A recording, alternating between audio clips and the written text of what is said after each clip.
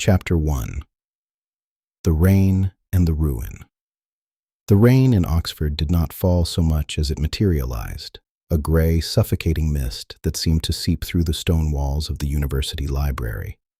Elias Thorne sat alone at a heavy oak table, the surface cluttered with the debris of academic life, scattered note cards, a cold cup of tea, and a leather-bound journal that had remained stubbornly blank for 3 months. Elias was a man of letters, a historian of antiquity who had once prided himself on the ability to reconstruct entire civilizations from the shards of pottery and the dust of papyrus. But for the last year, since the passing of his wife, Clara, the past had felt less like a puzzle to be solved and more like a weight pressing against his chest. The silence of God, which he had once accepted as a reverent mystery, now felt like a deliberate abandonment. He was preparing a lecture on the Council of Nicaea, but his mind kept drifting back to the debate he had attended the previous evening. The guest speaker, a celebrated neo-atheist neuroscientist named Dr. Julian Vane, had dismantled the faith of the audience with surgical precision. Vane spoke of the God delusion, not with anger, but with a pitying smirk that was far more devastating. He spoke of the problem of evil, the lack of empirical evidence, and the historical corruption of the church. Elias had sat in the back row, a silent defender of a fortress that seemed to be crumbling from within. He had wanted to stand up, to shout an objection, but the words had died in his throat. What if he is right? Elias had thought. What if this is all just a coping mechanism, a frightened whisper into the void? The library door creaked open, breaking his reverie. A tall, imposing figure in a charcoal coat shook off the mist and stepped inside. It was Vane. He spotted Elias immediately, his eyes sharp and predatory, though his smile was cordial. "Mr. Thorne," Vane said, his voice smooth, carrying the timbre of a man used to public speaking. "I noticed you in the crowd last night. You had the look of a man watching his house burn down." Elias stiffened.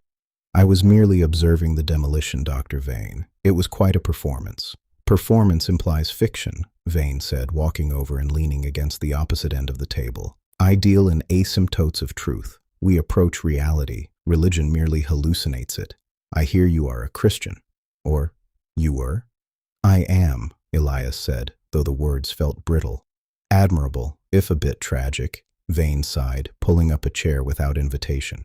"You are a historian, Elias. You know how the sausage is made. You know that the texts of the New Testament were copied and recopied by fallible monks for centuries. You know that the canon was voted on by politicians in funny hats. How does a man of your intellect reconcile the divine with the messy, bloody human history of the Bible?"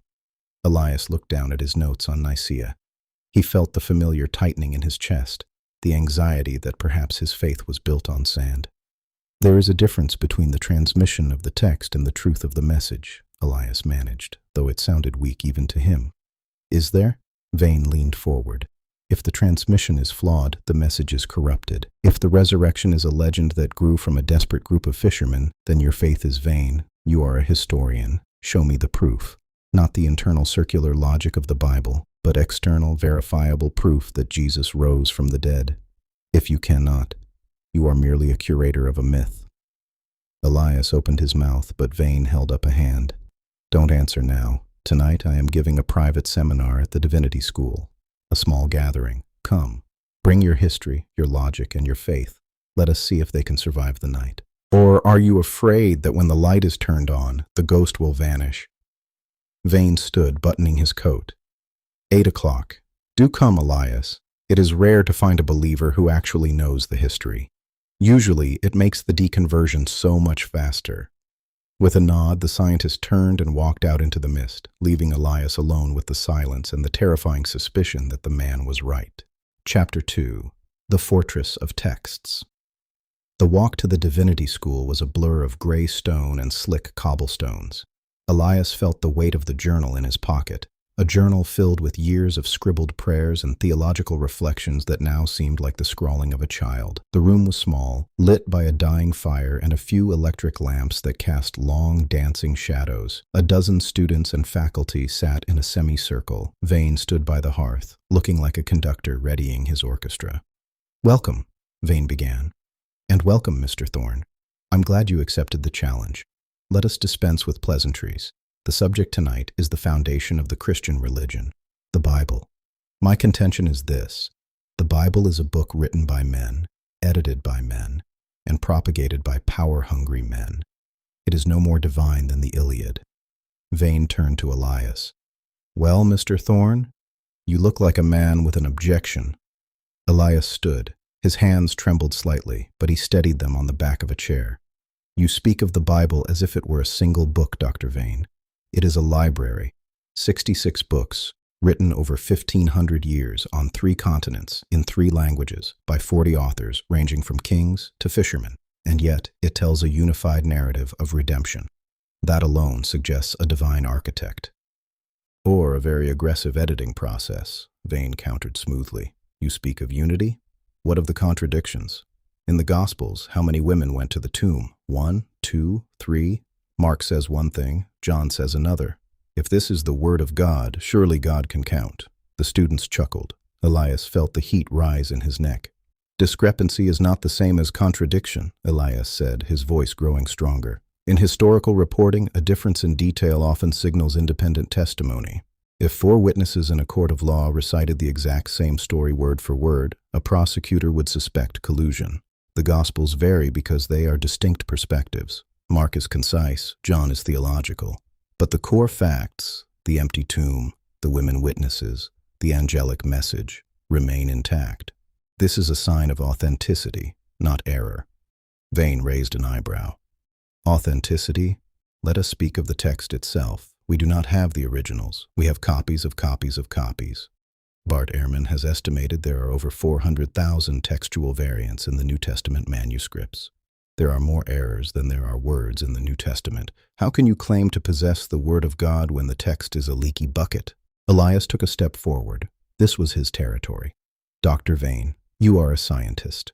You know the importance of context. That number, 400,000, is often used to frighten the layperson. But let us analyze the data. The vast majority of those variants are spelling errors, transposed letters, or the movement of the definite article, the.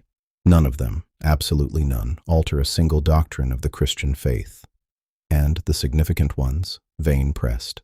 "They are documented," Elias replied. "We have over 5,800 Greek manuscripts of the New Testament dating back to the early 2nd century. Compare that to Tacitus, the great Roman historian. We have 3 manuscripts of his annals, and the earliest one was copied 1,000 years after he wrote. Do you doubt the existence of Emperor Tiberius? No.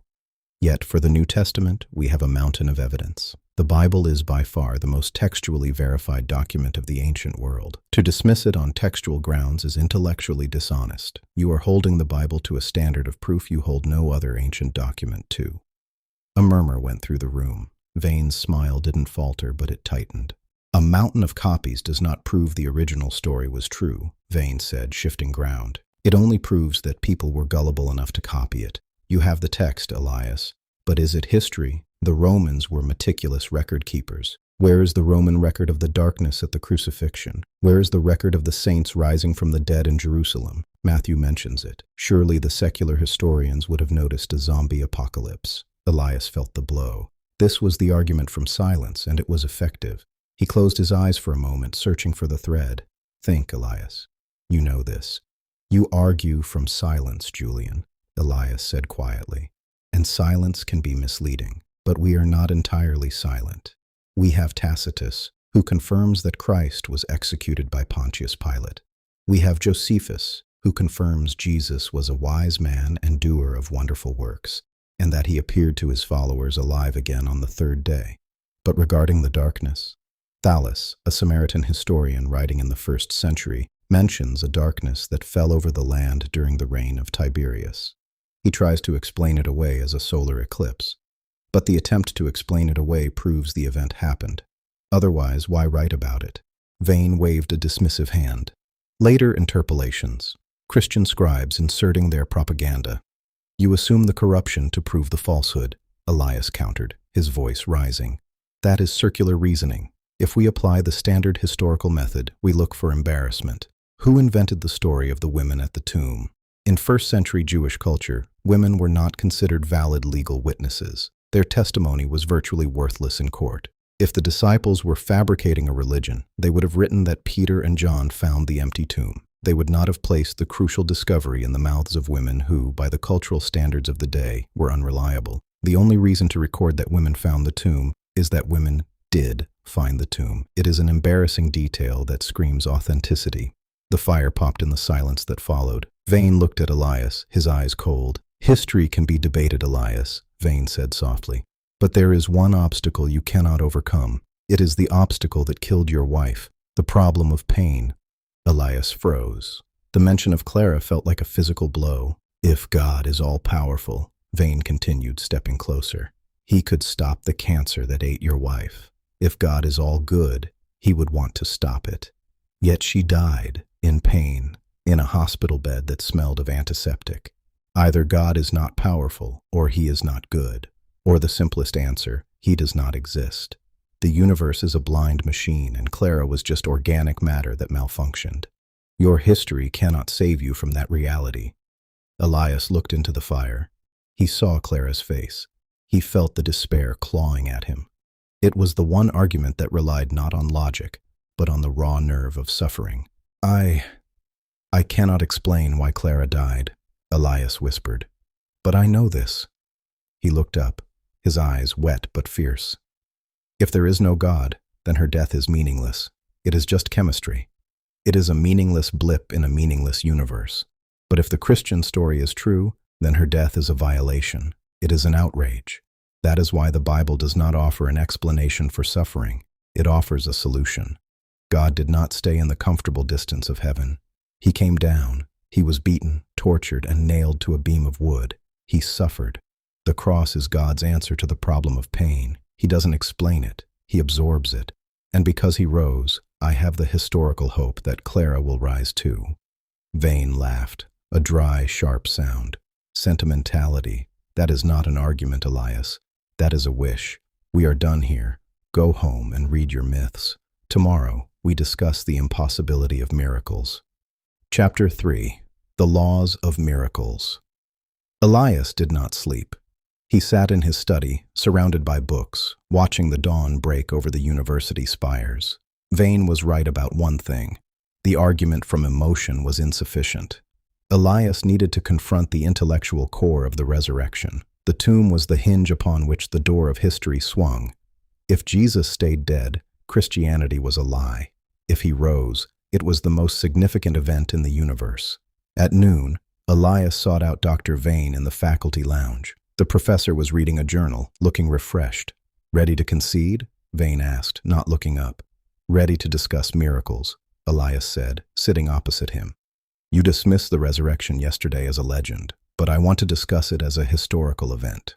Vane put down his paper. Hume destroyed miracles centuries ago. A miracle is a violation of the laws of nature.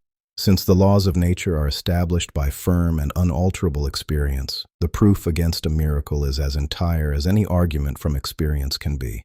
In plain English, people lie or hallucinate. Nature does not break. That is the classic objection, Elias acknowledged. But it rests on a circular premise. You assume that because we observe regularity in nature, we can never observe an exception. But if a creator God exists, he is not bound by the laws he created. If I wind a clock, I can also stop it. God can intervene. Show me the intervention, Vane challenged. I will show you the most probable inference, Elias said. Let us use your scientific method. We have a set of facts that even skeptical historians admit. Fact 1. Jesus of Nazareth was crucified and died. Fact 2.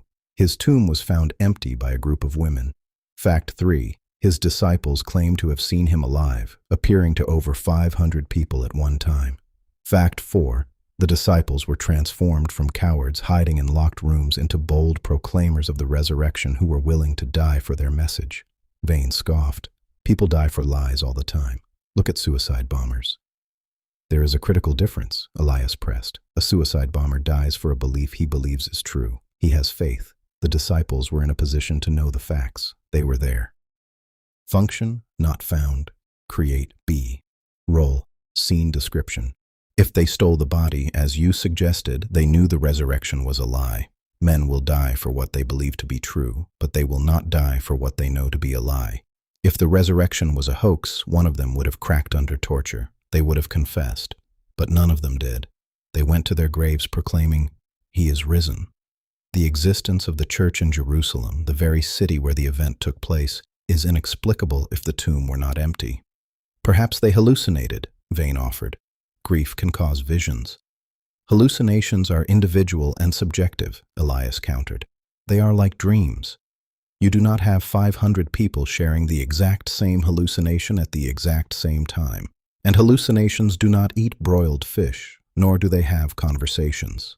Furthermore, the conversions of James and Paul are historical knots you cannot untie. James was Jesus' skeptical brother. He thought Jesus was crazy. Then, after the resurrection, he became the leader of the church. Why? Because he claimed to see the risen Lord. And Paul? He was a zealous persecutor, hunting Christians down. Suddenly, he becomes the greatest missionary in history. What changed? He claimed to have encountered the risen Christ on the road to Damascus. Vane leaned back, steepling his fingers. You paint a coherent picture, Elias, but you ignore the greatest argument of all, the argument from biology. Dead men do not rise. That is a biological fact. The probability of a resurrection is infinitesimally small. You speak of antecedent probability, Elias nodded, but you are calculating the probability based on a closed system. If there is no God, the probability is zero. But if there is a God who predicts his own death and resurrection, which Jesus did repeatedly, then the probability shifts. You cannot use the laws of nature to disprove an act of God. That is simply assuming the conclusion you set out to prove. You must weigh the evidence. You have an empty tomb, terrified witnesses who become martyrs, skeptical family members converted, and an enemy of the faith transformed. The resurrection is the best explanation for the data. Vane stood up, his patience wearing thin. It is a story, Elias, a beautiful, compelling story, but it is a story for children who are afraid of the dark. You are looking for a savior in a world that has no savior. You are looking for justice in a universe of entropy. I do not deny your sincerity, but sincerity does not create reality. Vane walked to the window. Tonight, I am giving the final lecture at the town hall. The topic is the death of God and the future of humanity. I want you there. I am going to dismantle your moral argument. If God is dead, everything is permitted, and I intend to show you that this is not a tragedy, but a liberation. If you have the stomach for it, come. But bring your tissues. It will be your last stand. Chapter 4. The Morality of the Void. The town hall was packed. The air was thick with anticipation. Elias sat in the front row, his hands clasped tight, his knuckles white. He felt as though he were walking onto a battlefield with only a shield and no sword. Vane took the stage, commanding the room instantly. Ladies and gentlemen, Vane began, his voice amplified. We have spent the last few days discussing history and text, but tonight we discuss the present. For too long, humanity has been shackled by the concept of divine law. We are told that morality comes from above, that without God there is no good or evil. I say to you, this is the slavery of the mind. Vane paced the stage. The Euthyphro dilemma, posed by Plato, destroys the Christian view of ethics. Is what is good commanded by God because it is good? Or is it good because God commands it? If the first, then there is a standard of goodness above God, and we can seek that standard without him. If the second, then morality is arbitrary. If God commanded you to torture a child, would it be good? The Christian must say yes, which is abhorrent. Elias shifted in his seat. He knew the dilemma well. We do not need a deity to tell us that murder is wrong, Vane continued, warming to his theme. We have evolved empathy. We have society. We have reason. We do what is good because it promotes flourishing. The lion does not need a Bible to know how to hunt. We do not need a God to know how to live. The death of God is the birth of human autonomy. We are the architects of our own meaning. The audience applauded. It was a seductive vision. Humanity, free and self-determining. Vane looked down at Elias. Mr. Thorne, I see you shaking your head. Do you believe we are all wicked sinners in need of a cosmic dictator? Elias stood up. The spotlight shifted to him. No, Dr. Vane. I believe we are moral agents, but your argument has a fatal flaw. You claim we can have objective morality without an objective standard. I have a standard, Vane retorted. Human flourishing. Whose flourishing? Elias asked. If I am stronger than my neighbor, and I take his land to ensure my flourishing, is that moral? In the animal kingdom, the lion eats the gazelle. That is nature. That is survival. If we are merely evolved primates, survival of the fittest is the only law. You speak of empathy as a virtue, but in a godless universe, empathy is just a chemical reaction, a survival mechanism that can be discarded when inconvenient. Without a moral lawgiver, you cannot have objective moral laws. You only have preferences. Preferences are enough, Vane shouted. We agree not to kill because we don't want to be killed. The social contract. But the social contract changes, Elias pressed, moving toward the stage. In 1940s Germany, the social contract decided that the Jews were a threat to the flourishing of the Aryan race. By your standard, was the Holocaust wrong? It was the consensus of the government. It was legal. It was the social contract of that time. If there is no God, there is no human rights, only human privileges granted by the state, which can be revoked at will. You cannot condemn the Holocaust objectively.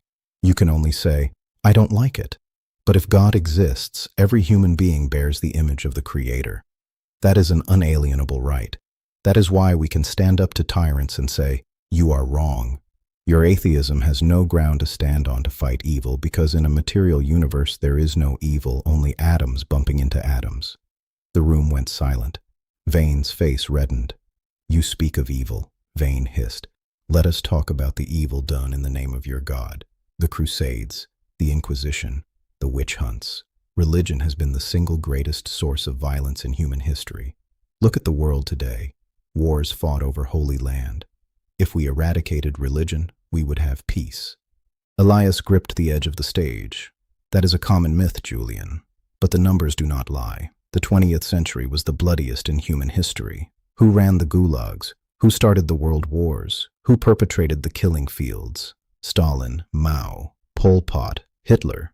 These were not religious zealots. They were atheists, or neo-pagans, applying the logic of survival of the fittest and will to power.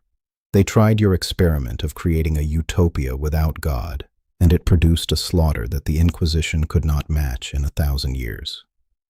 Yes, the Church has sins to answer for. But those sins were violations of Christ's teachings, not the fulfillment of them. When atheists kill, they do so consistent with a worldview that says life is cheap and survival is all that matters. Vane stepped back, looking at the audience, seeking support. The applause was muted this time. You are naive, Vane said, though his voice had lost its edge of certainty. You cling to your moral absolute because you are afraid of the gray. I cling to the absolute because I see the gray, Elias said softly. I see the gray in my own heart. I see the capacity for selfishness in every human being. Your view of humanity is too optimistic. You think we are gods who just need to be set free. I think we are broken, in need of a healer.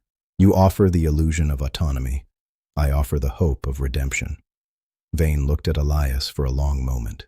For the first time, the mask of the confident lecturer slipped. Elias saw a flicker of something else, perhaps exhaustion, or perhaps the terror of the void he was trying so hard to fill with his own intellect. I am tired of this, Vane muttered. We are at an impasse. You have your faith. I have my reason. They are incompatible. Are they? Elias asked. You used logic to argue against God. You used moral reasoning to condemn the Church. You used history to critique the text. But logic, morality, and the intelligibility of history are all things you borrowed from my worldview. Chapter 5. The Garden of the Soul. After the lecture, the crowds dispersed. Elias found Vane outside, leaning against the stone railing of the bridge overlooking the river Cherwell. The night was cold, the stars hidden by cloud cover. Vane did not look up as Elias approached.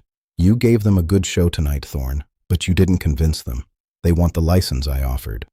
Maybe, Elias said, but they need the truth you can't offer. Why do you do it? Vane asked, turning his head. Why do you cling to this ancient book? I read your file. You lost your wife. You have every reason to hate God. Why not join me? We could write a book together. The Apostate and the Atheist. We could be famous. Elias looked at the water flowing beneath them. Because of the empty tomb, Julian. It comes back to that. If Jesus rose, then he is who he said he is, and if he is who he said he is, then he has the authority to tell me how to live and how to die. You have no proof, Vane insisted, though his voice was weary. You have circumstantial evidence and a lot of hope. I have enough proof, Elias said. I have the internal witness of the Spirit, and I have the person of Jesus. You see, Julian, you have been arguing against a hypothesis. You have been fighting a philosophical concept. But I am not defending a concept. I am defending a person. Vane laughed bitterly. A person who isn't here. He is here, Elias said simply, not in the wind or the earthquake, but in the still, small voice. Julian, you asked me earlier about the problem of pain. You asked where God was when Clara died. I didn't have an answer then, but I know this. He was at the foot of the cross. He knows what it feels like to watch someone he loves die. He knows the darkness. I don't have an explanation for the why, but I have a companion for the how. And that is enough. Vane stared at him. The arrogance was gone. In its place was a profound sadness. I wanted to believe that once, Vane whispered, so quietly Elias barely heard.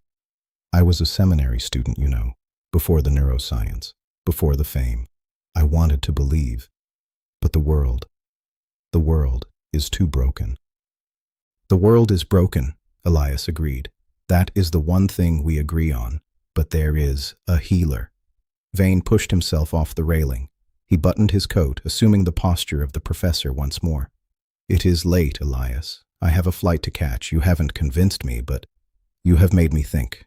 That is a rare thing. And you have sharpened me, Elias replied.